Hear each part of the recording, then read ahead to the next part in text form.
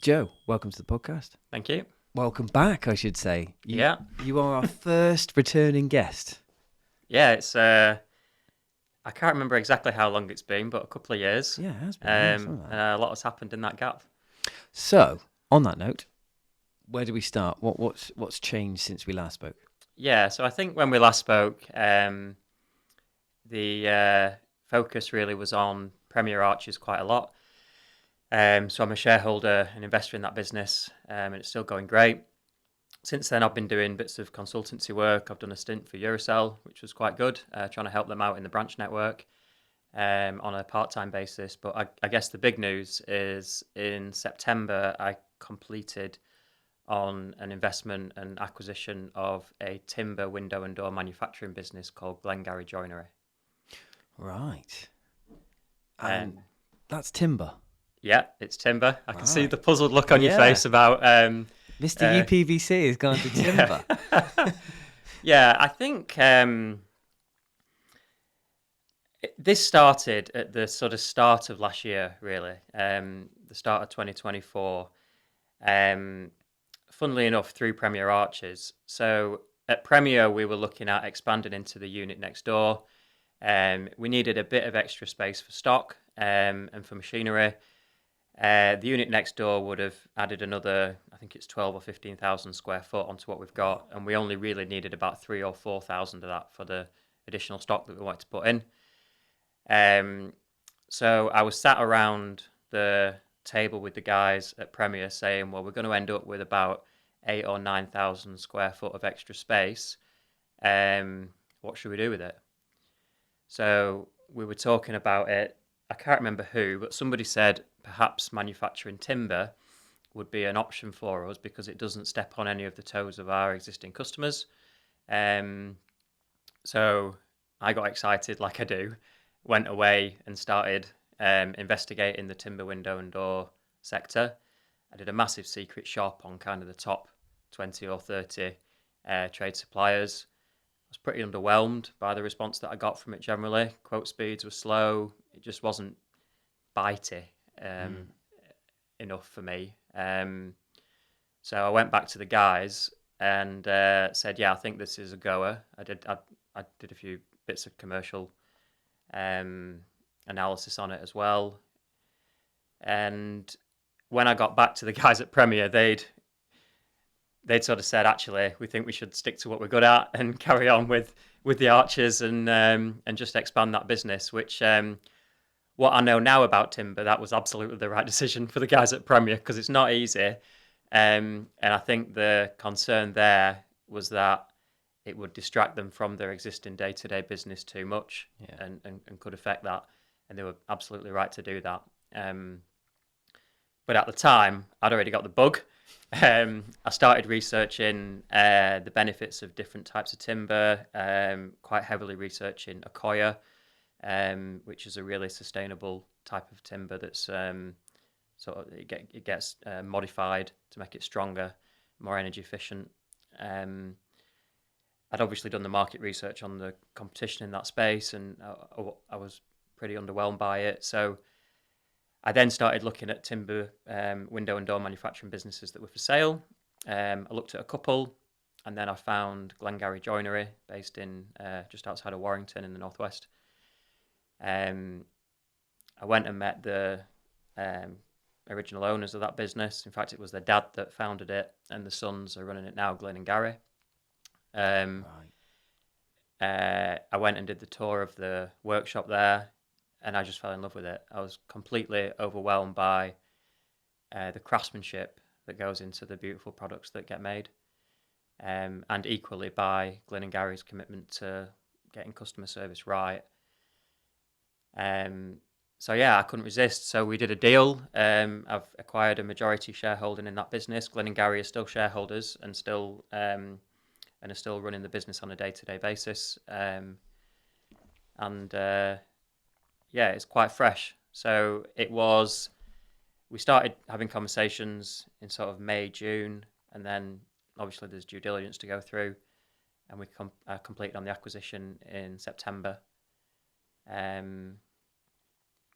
So yeah, it's an exciting start of a journey, and we've done a lot so far already.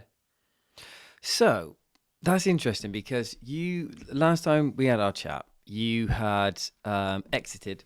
You were looking for ultimately you were looking at opportunities, and I think at the time you were part of Premier then, weren't you? So Yeah. that was the start.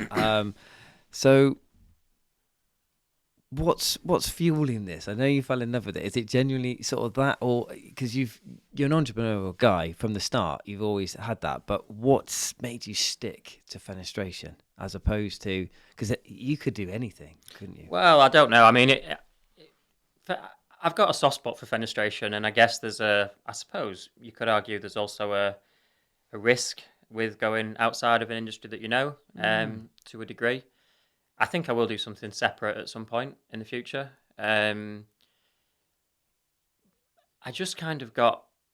I think that homeowners in any industry, when it comes to home improvements, are moving towards wanting to use more natural materials.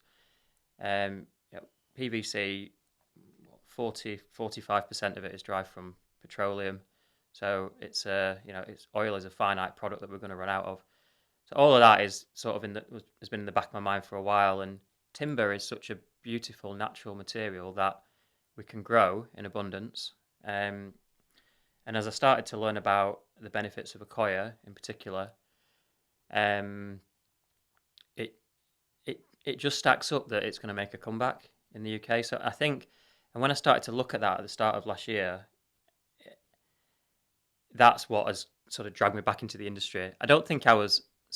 It was only circumstantial because of the conversations that we had at Premier, that got me starting to look into it.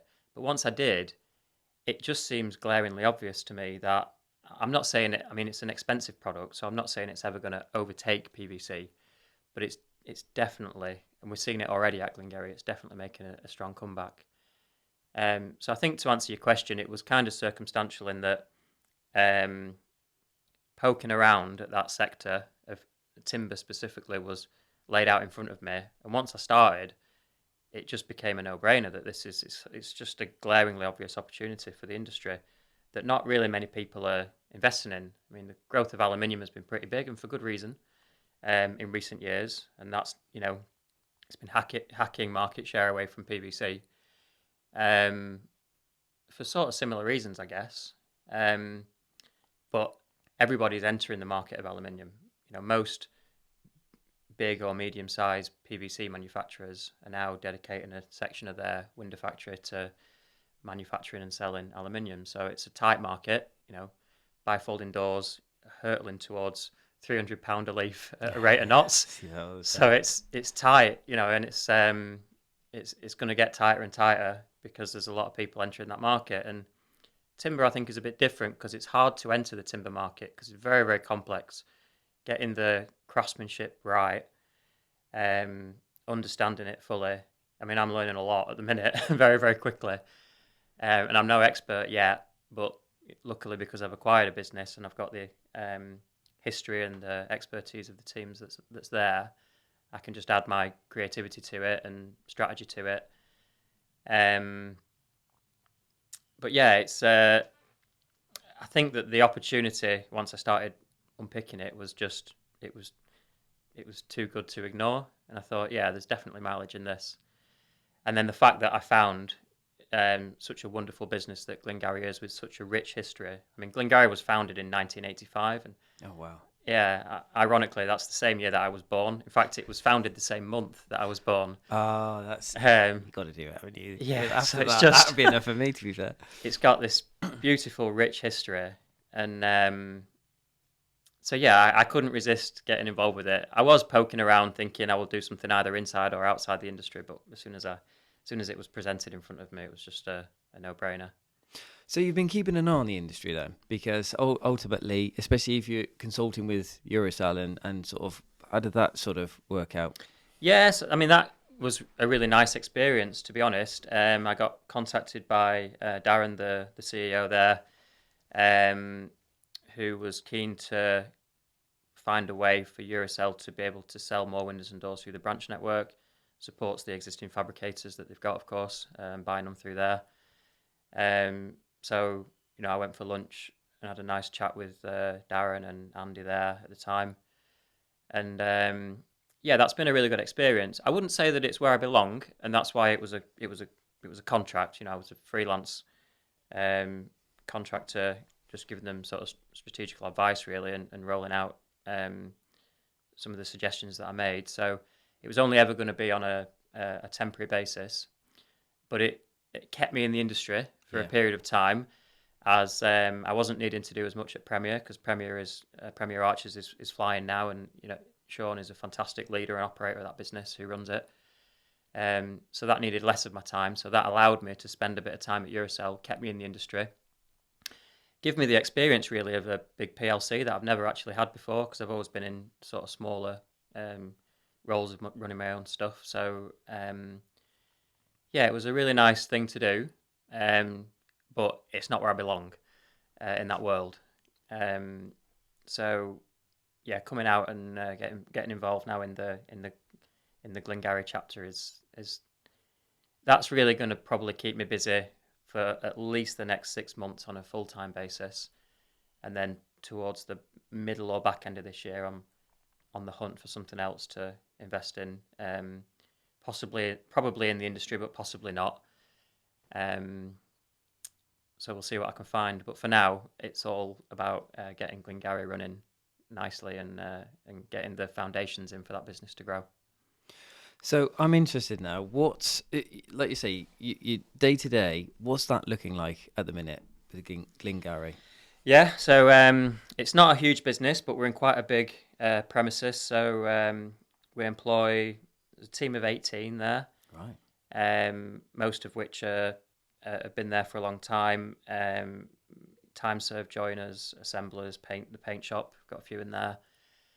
Um, so it's we're a trade only supplier delivering nationwide, and we've set the business up now to specialize in supplying installation businesses, both big and small, resellers to a degree, which is predominantly trade counters and some online resellers, and then house builders or developers. So we supply quite a bit into new build sector as well. So in the space we've got 20,000 square foot of manufacturing space. We've got another 20,000 square foot of yard space, which we can extend into if we need to. We just signed a new lease where we are, so we're staying there for the foreseeable future. So yeah, the plan is to grow that business up to sales of around 10 million is what I think we can do on the current site. That'll see us probably having about 60 staff, I would say. Right. And we want to do that quite quick over the next 3 years. Glyn and Gary, who are the current sort of runners and operators of the business, are ambitious to stay on. The team there are phenomenal. We've got some incredible time served joiners that just do such a beautiful job of the product. It's a slow process, lead times are long, but it's a premium product. So yeah, it's the foundations are good. It just needed, I think, over the years, Glengarry had lacked a little bit of branding, sales, and marketing finesse. So we started off by laying out a clear strategy of who we want to target, how we want to target them, how we're going to make the business attractive to those types of customers, and then we've gone through a big rebrand, which is now complete. We finished that and relaunched it at the end of October. New website, new brochures, new marketing collateral, all the stuff that you would expect. We've hired a new national sales manager who's now out on the road selling. We've bought a bit of kit. We put in new software in. It's quite an investment. It's like £60,000 worth of new software is going in the next 3 weeks. Wow. So yeah, we're making some significant changes. Pretty much all of those changes that we're making benefit our customers' ability to be able to deal with us easier and sell our product. And then we're winning a lot of new customers at the minute. We're onboarding customers regularly. Yesterday we had 2 customer meetings. We've got I think there's 2 happening today. We've got more visits next week. So it's buoyant. There's a lot of stuff going on. we're naturally seeing more organic enquiries landing in at Glengarry, which supports my theory that there's a comeback of timber. Um, so yeah, the business is set up to grow. I think we've done a nice job so far, but we've got a lot of work to do. It's going to keep you busy for a bit then. Yeah, It makes sense. I mean, from my background, we always sold all three. It was always UPVC, aluminium, and timber because yeah, they've got their place. Everyone's conservation, listed buildings was the place that you just, no matter what you do with UPVC, if it's the material, you're not getting it in. And that's where, I can painfully remember some of the timber jobs we did. And I'm sort of thinking as well, is it engineered timber? so we use Accoya for most of what we manufacture. We also use Sapele, which is a hardwood occasionally. Um, Accoya for me really they've really changed the way that timber can perform, and it's gone from being a difficult to maintain product um, to being. I mean, it ticks almost every box if you boil it down. So Accoya is a softwood, fast-growing timber, which is better for the planet.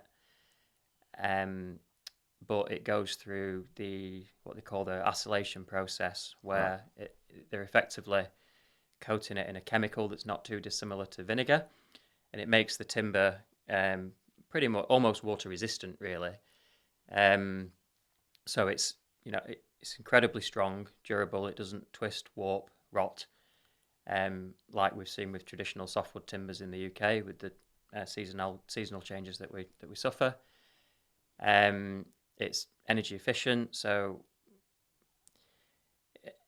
trees absorb about 25% of the carbon that human activity creates. Um, so a fast-growing timber is absorbing significantly more carbon than a slow-growing hardwood timber. Right. But traditionally, softwood, fast-growing timbers have been problematic to use for external building materials because they warp and twist and rot. So Accoya have come up with a heavily patented solution to this, which is running it through the acylation process, which effectively makes it stronger, more energy efficient, and more sustainable. So because it's used, it's pine. It comes from a fast-growing pine. It's grown in New Zealand. Um, is so that's where the timber comes from, and so the trees absorb most of the carbon while they're growing, and then when they reach an age of maturity, they'll absorb less carbon. And at that point, it's FFC certified forestry, so they'll cut the trees down, which makes space for new trees to be planted. So carbon is getting absorbed with the Accoya at pretty much the fastest rate possible that it can. And then because of the acylation process, it turns the timber from a problematic softwood to effectively being harder and stronger, better performing for external use than pretty much all hardwoods are. It's not cheap; it's an expensive product, but for premium grade windows and doors that are going in houses that are predominantly worth £1 million plus, it's a perfect product. It's been around since 2007, and Glengarry have been using it. We're one of the early adopters, so they've pretty much been using it since 2007. So we've been able to see the benefit of the product for a long time and see it doing what it says on the tin. So I think it's a bit of a game changer. I mean, it's sustainable. It's incredibly energy efficient after it's been through the process. So we get a 1.2 U value with standard glass, standard double glazed glass. With triple glazing, we can get as low as 0.68. Yeah, So it performs incredibly well. It's the sustainability credentials are fantastic. So Accoya is the only, not window and door material. It's the only building material on the planet to achieve a platinum status for material health right. um, from the Cradle to Cradle accreditation. So it's a real fantastic product for the environment.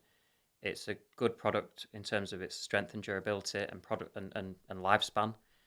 And and the energy performance of it is fantastic. So the frames that we make have got an expected lifespan of 70 years. Akoya offer a underground warranty on the timber of 25 years and an overground warranty on the timber of 50 years. So it's revolutionary for the timber market is what Akoya have achieved, and they've done it long enough ago that the proof is evident now. That all makes sense. And then the only bit, paint wise, you're spraying as well. I heard you say you spray. So Yeah, yeah, earlier. So does that make a difference maintenance wise? yeah. So Akoya work very closely. We use Technos paint, and Akoya and Technos have worked very closely together. We offer a 10-year warranty on the paint against paint failure.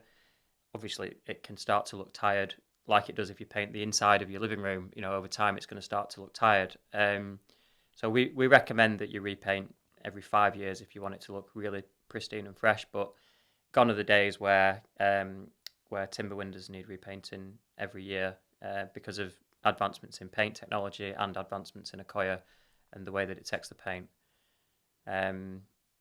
So yeah, it's one of the selling points that I don't think comes across with timber very regular is the fact that it can be maintained, and that's a positive, not that it has to be maintained. So Akoya windows and doors from Glengarry have got a lifespan of up to 70 years, but if you repaint them every 5 years, then they'll look brand new every 5 years, and then you get to start again. Whereas as soon as you've installed a white PVC window, it starts to look tired on day 2, and then tireder on day 3, and there's not really a way to bring it back. Whereas with timber windows, when the kids grow up and move out and you want to redecorate their room, then you can repaint the timber windows as well on the inside and the exterior if you choose, and they look like brand new again. So the life expectancy of 70 years can go through, redecoration and renovation, and that's cheaper than replacement. So, yeah, there's some real plus sides to it. I mean, it's an expensive product. Don't get me wrong. Our average, I mean, I've gone from a world of an average trade frame price being like 320 quid maybe. Our average trade frame price at Glengarry is around 1400 quid. So it's significantly different. But even that has its benefits for our customers because, I mean, our reseller customers, so we've just signed up a couple of trade counter networks that are now stocking and selling Glengarry. We've got a few more to add. But for those, they're selling to their onward customer a house full of windows. Whether that be PVC, aluminium, or timber is kind of irrelevant. It's the same amount of work in terms of getting the price done, getting the sign off. It's the same amount of space that it takes up in the branch, and it's the same amount of space that it takes up on the truck when they come to deliver it. But if they're earning a 25% margin on a house full of timber windows, where the value is 10 grand, then it's significantly more than if they're earning a 25% margin on a house full of PVC windows, where the value might be 1,800 quid. And the same applies to a lot of installers as well, because installers, a lot of them some will add like a per frame cost on, but a lot of them add a margin or a markup onto the material cost as well. So, with timber, the clients are richer to a degree, although we are seeing that coming down a little bit. So it is infringing on the sort of mass market audience now at the top end. But there's with a higher value product, there's more money to be made. And equally, another advantage is it's sort of set towards the premium market, and the premium market is a pretty safe market to approach. It's growing year on year, and it has done. There was an interesting report recently from Mike Rigby that came out. I think it was in collaboration with Tommy Trinder as well. I was reading, and that makes a really interesting point about the premium market growing. It's pretty much, I mean, it's growing. It's grown for the last 20 years, and it's safe. So when you get political unrest, when you get change of governments, things going on, big tax changes, the appetite from the sort of mainstream shoppers is up and down like a yo-yo as that changes. But I think the premium market, it doesn't really matter. they've got the money, so it's a relatively consistent market to target. So if you're a window installer, it's quite an attractive audience, I think, because it means that with the turbulence of whatever's in the news this week going up and down, it's not really going to affect your sales if you position your installation business to target maybe not solely the premium market, but to be targeting the premium market as well with premium products. So yeah, it's like the more I dig, the more I find the benefits of the product. So I'm having a really nice time with it at the minute because it's like, yeah, it kind of stacks up everywhere that you look. Yeah, I mean, I'm incredibly excited to see that business grow, and it's got such a rich history and such good people there that it kind of deserves to flourish, I think, and that's what keeps me excited about it. I like that. I also agree from previous my past. All of our customers, I never sold finance. It was people had money in the bank, and they'd a lot of our customers were people that had either tried cheaper over the years a previous house, but if it was their forever home or they wanted to invest to it, they'd use us. And money wasn't the issue; it was value for money. They were really, that's what they want to get. And sometimes you've got to explore those products. This is why we had timber in our armory, because we could just check it off. UPVC alternatives came out, that helped, and that was like another step down. And then you've got bread and butter, white UPVC, Yeah, and it ticked all the boxes from that sense. But going back to what you just said, craftsmanship and things like that, how important with the industry at the minute, everyone knows about the skills gap, and there's things that we're this year you're going to see some podcasts around helping to try and support the industry with that. But is it something that you're thinking about at Glengarry? Because obviously it's not like traditional UPVC where you can get an operator or a machine that can do everything. So is that something you've had to consider? yeah. Look, this is our biggest challenge at Glengarry, I think, if we want to scale, which we do. Finding very good people is challenging.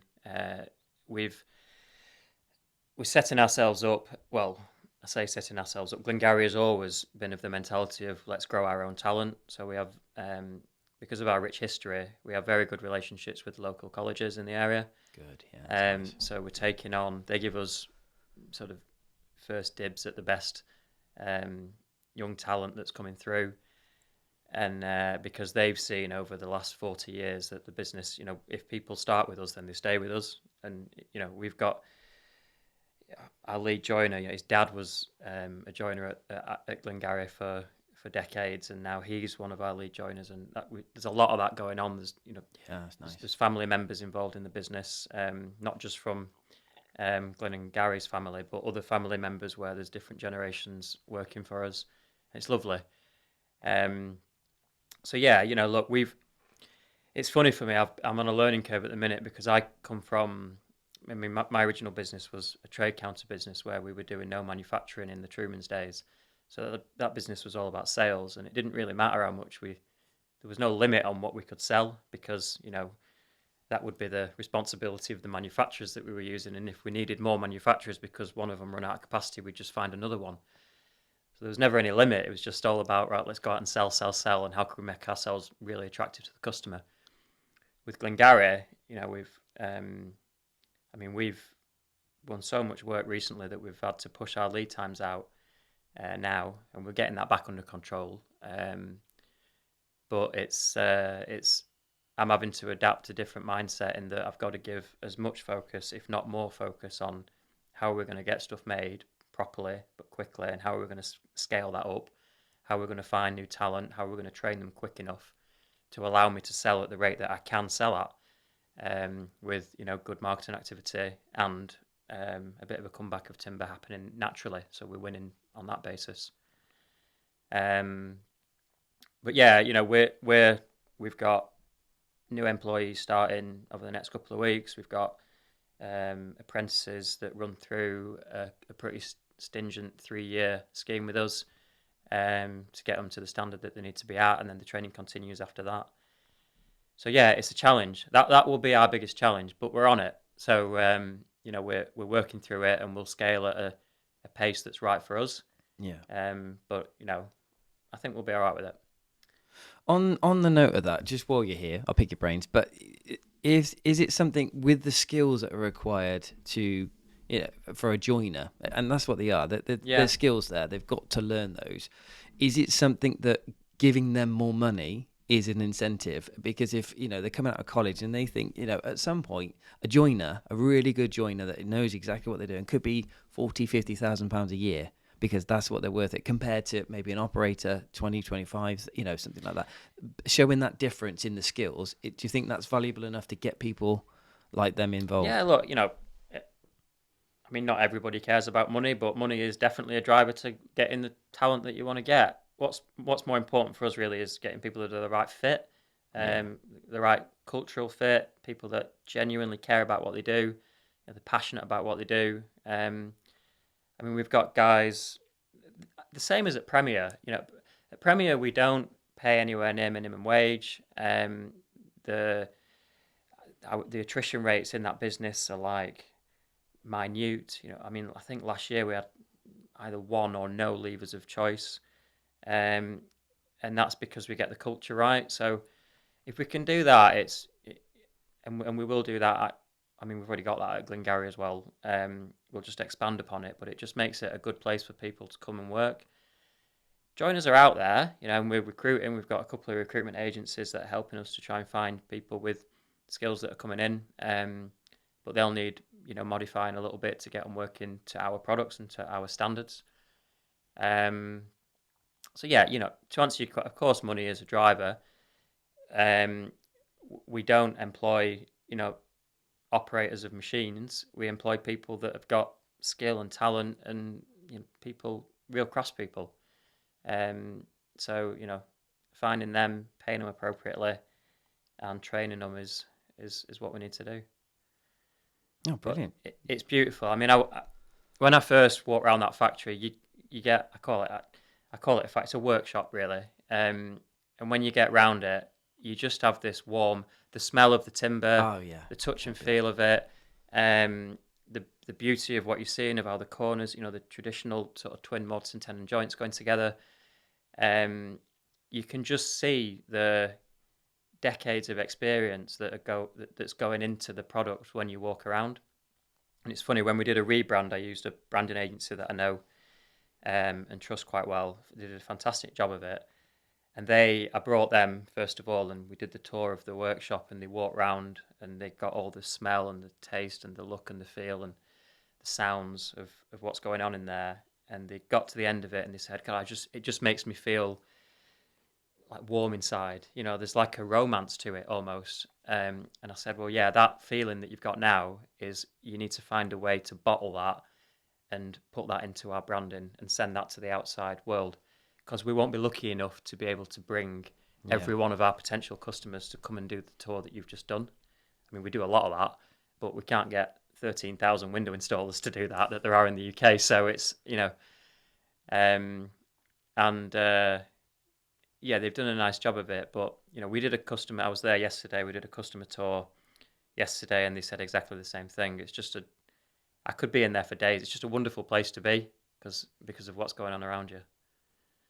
And Premier isn't too dissimilar. Obviously, it's a different product, but at Premier, it's craftsmen that we're creating in that business that Sean is creating. And he leads that. His standards are very high, and he's done a fantastic job of.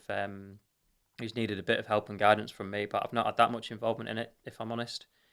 And Sean has done an incredible job in that business of creating, good people who care about what they do genuinely, um, both on the customer sort of facing side of it and in the manufacturing side of it. And that's what I like about both of those businesses. They get the hard stuff right already, and that's what I was looking for.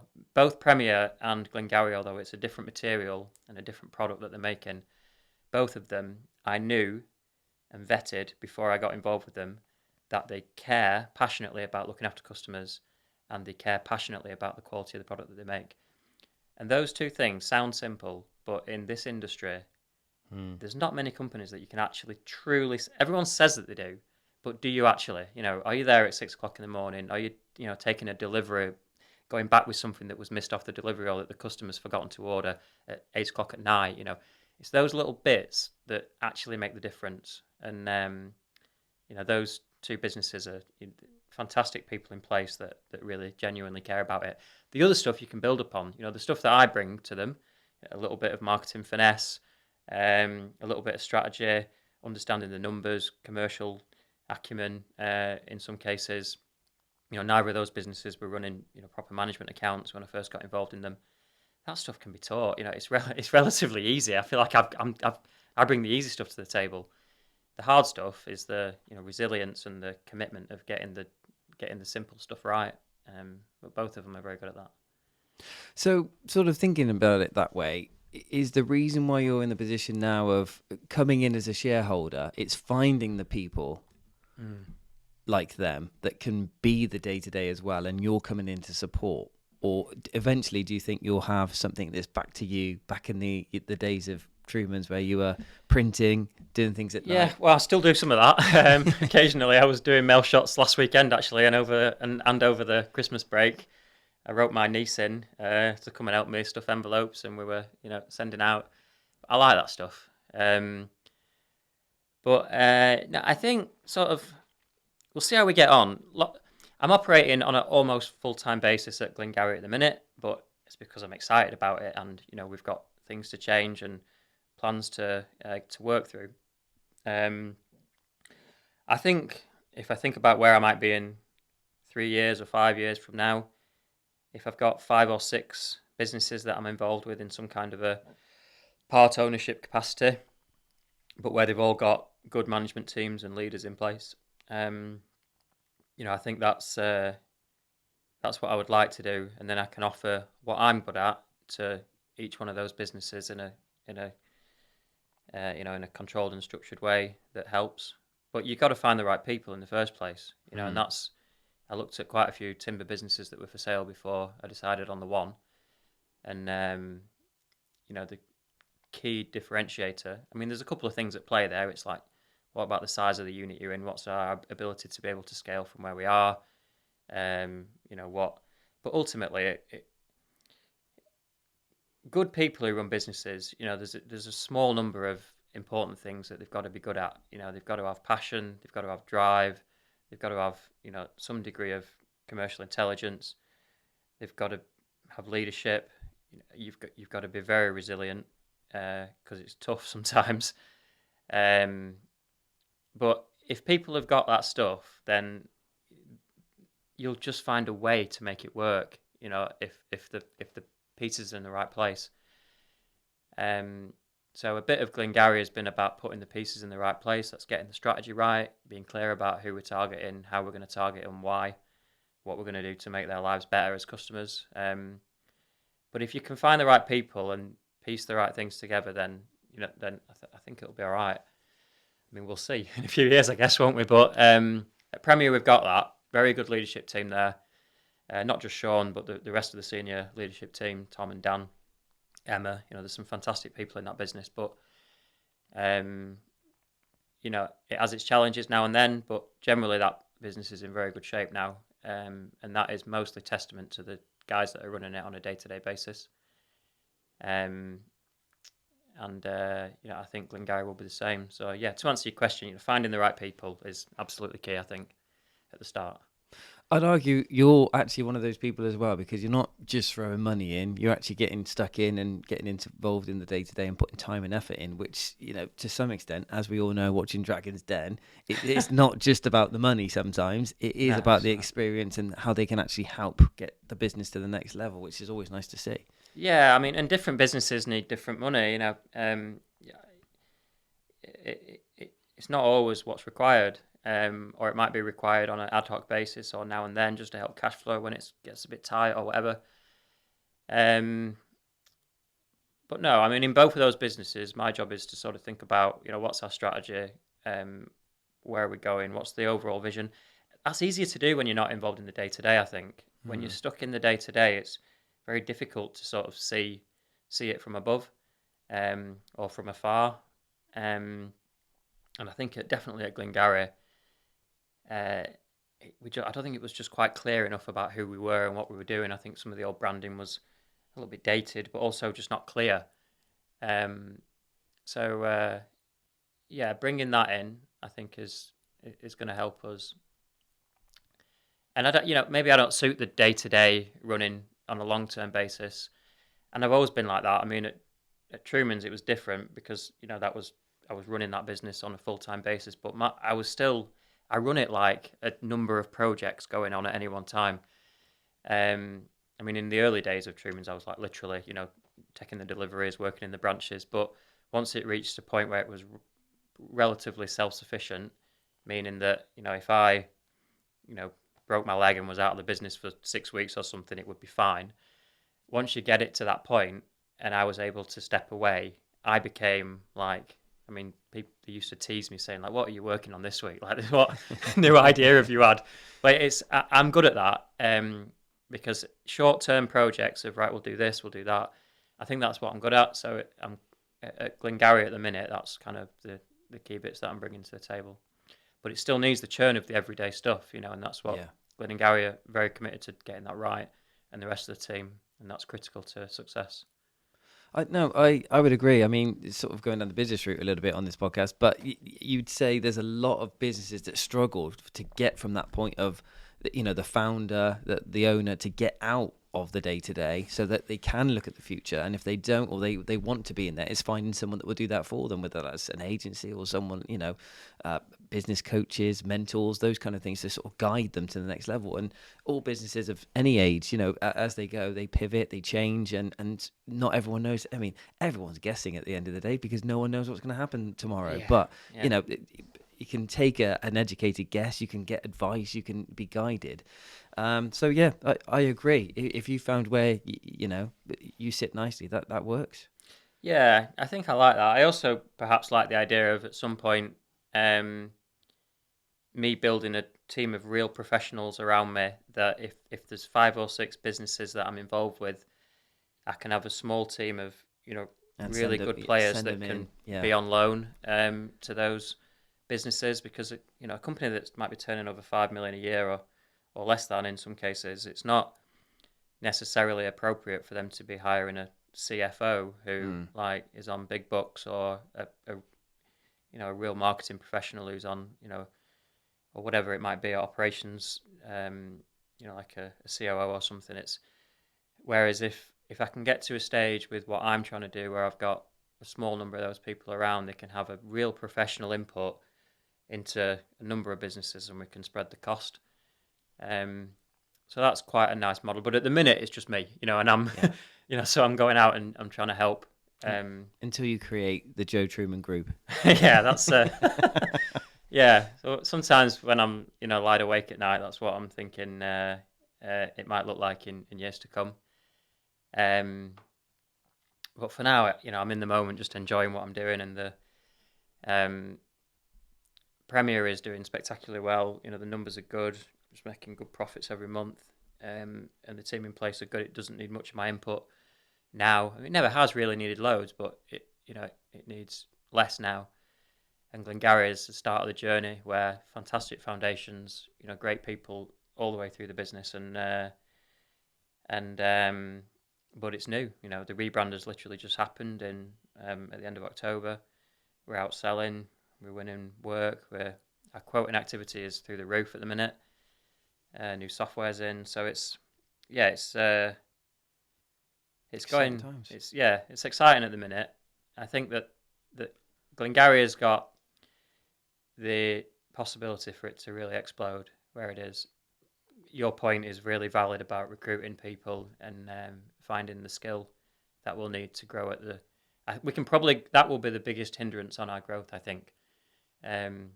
We can get the sales. I think I'm relatively confident with that now. If we get, if we're attractive enough to customers, which we'll make sure that we will be.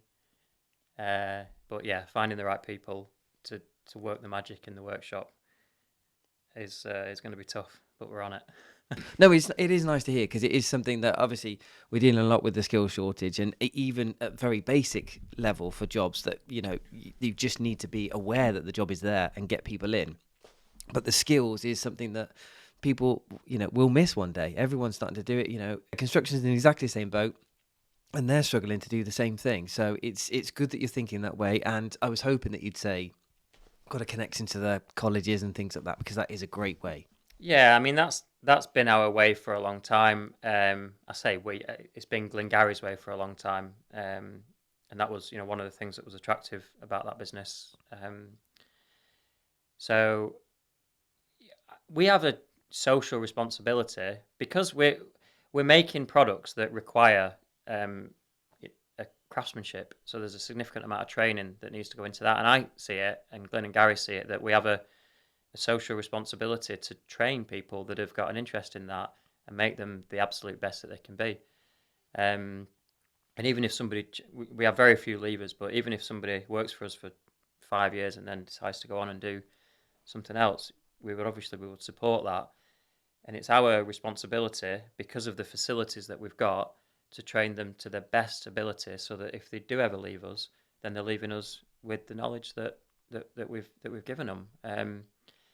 And I think that you know manufacturing businesses where there's a true sort of craftsmanship to it in the UK are few and far between these days. We've lost a lot of that over the years. So the ones that are left have got that responsibility, I think, of making sure that we're um, that we invest in our people and that we teach them how to do something special. And I think they see it as that. There's, I mean, we did a customer tour yesterday, and I introduced one of our joiners to the customers that we were showing around, and he spent 20 minutes walking them around, showing them the different process, and I just left him to it. And I was watching him thinking, God, he's so proud of Yeah. what he's doing here because of the years and years, and because it is an incredible thing that they do. Um, we don't use any CNC machinery. We don't use machining centers. Everything is handmade with that human touch, which is kind of the way it should be, I think, with timber. Um, that's not a criticism that to the machinery that's out there, but for us, I think for the new branding that we've created, that's how we're positioning ourselves, in that it's handcrafted um, quality of product, and we're kind of honouring the craft that that that we've perfected for the last 40 years. Um, but yeah, it was nice to witness that. I just stood back and just watched um, one of our lead joiners just uh, talk passionately about what he does. Um, so we're super proud of it, and we invite installers, resellers. We invite installers to bring their homeowner customers to come and do the tour, because people always leave impressed by it. So it's I think our biggest asset is that it's getting people into the workshop Yeah. to see it firsthand, smell it, touch it, feel it, and communicate and talk uh, with our craftsmen. And if we can do that, then the rest is easy. So yeah, it's good. It is good. And even what you said about investing in them and training them and not worried about them leaving, I think something that is really important for the companies that we've talked to, and is that everyone's gone through it. It is an investment. You have to get past it, because you can invest, an apprentice being with you for 1 to 2 years, is you're getting, while you're giving them a lot, they're also giving you something. And if they do turn into be an asset and they end up leaving, it's the analogy with footballers. Would you rather have Ronaldo for a year or two on your team Yeah. than not? And everyone says, yes, I would. So it sort of works that way. They're going to go at some point, but use them, work with them, grow with them. And it works for everyone. Yeah, well, I mean, if you have the right culture and you treat people properly, then then they probably won't leave, will they? Or very few will, and that's what we see at Premier, and it's also what Glengarry has achieved over the years. In that at both of those businesses, when people join, they stay. Premier's got, I don't know, maybe like 45 people working there now, and nobody ever leaves. Like, it's just it's just a big family of people. And and because of that, our quality is better than some of our competitors. The care and attention that goes into stuff, the efficiencies are better because everyone knows what they're doing. There's nobody new upsetting the funnel, um, so it just flows, nice and easy, um, and uh, and that's what you need. But yeah, I think in business generally, you shouldn't be scared to invest in your staff. You shouldn't be scared of them leaving. Just do the right thing and get on with it. And generally, I think things will be all right in terms of the culture of the business and the team that you've got. Nice. Before we sort of wrap up, then, just your take on the industry. As you've been keeping an eye, you're still involved in it. You've not gone anywhere. I think most people saw 2024 as quite a tough year, but people were sort of thinking it was going to be tough anyway. And I think just coming back into 2025 already, it's positive vibes. It could just be the start of the year positive vibe, but everything seems to be moving again. I've said it to a few people. It just feels a bit like people gave up towards the end of 2024. It was just like, let's write this off, start again next year. Is that sort of what you've seen, or? Yeah, I think so. I mean, sales numbers, Premier and Glengarry are not massive businesses on the scheme of things, so I never think that it's an accurate source of data of how the industry is going based on SMEs sales numbers. I think that if you were to look at combination of the biggest businesses in the industry, then that would obviously give you a clear indicator on where the market is. But yeah, I mean, our sales were probably a bit under what they should have been, or a bit under what we expected them to be in December, but January has bounced back strong. I think it'll be tight though this year still. I mean, we've seen a few casualties recently, at the back end of last year and at the start of this, which is always sad to see. I think it comes back to what I was saying before. I think as things tighten, the premium market is a good one to target because it's less vulnerable, and it's less volatile. So it's if 2025 is going to be a tight year, which I suspect it is going to be, then then the installers out there or resellers that are not currently, and I'm plugging Glengarry here, but the ones that are not currently offering timber, it's a third material to close the loop of what you offer. Why not offer it? Because if you're gonna, if your average sort of small installation business is turning over 1 million or 2 million a year with a couple of fitting teams, then if you're 10% down, but if you put timber into the mix and do a bit of marketing activity, you can do 200 or 300 grand of it. Then you're back up to normal, if not above. So it's, I think this year, the ones that will survive and the ones that will grow will be the ones that, seek opportunities that they might not be currently exploring. And that goes in all directions as well. I think, steel doors are obviously becoming very popular, and there's a lot of imitations of those, which some of them actually look good, so they're also doing okay. So my sort of advice, if you will, to any sort of reseller or installer in this industry is to take a bit of time to explore some of the products that you might not currently be selling, because that might be the difference between make or break when things tighten a little bit. We've obviously got the budget changes coming into impact soon this year. Prices are going up already. We're seeing price increase letters floating about. So I do think it's going to be a tough year. I think January is looking all right, for both Premier and for Glengarry. But they're too small to be a measure. Like I was saying, we can do some sales and marketing activity and have a fantastic month. It doesn't mean that the market's good. It's like we've just done that ourselves. Yeah. Equally, we can make bad decisions and it can go wrong, but it's not a reflection of the market. So, but I think this year is going to be tight, and I think all businesses need to consider, what am I going to do? What decisions am I going to make now while I'm quiet, and what am I going to explore now while I'm quiet that might safeguard me a little bit against a bit of a sales dip. And I think if businesses do that, then it'll give them a get out of jail free card when things get a bit tough this year, which I expect they probably will. Brilliant. Wise words for people to listen to. They've got to learn something from this podcast. Joe, thank you very much for your time today.